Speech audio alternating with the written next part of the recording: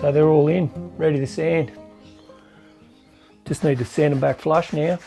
Take that little bit of wax. I'll put a little bit of surfboard wax in the in where the grub screws go. And just pick that out, just in case any resin leaks underneath that tape. Okay.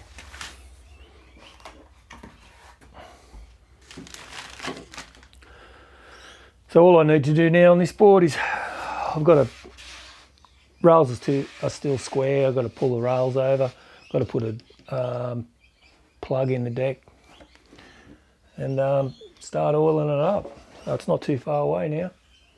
Okay, hope you enjoyed that. I'll catch you on the next one.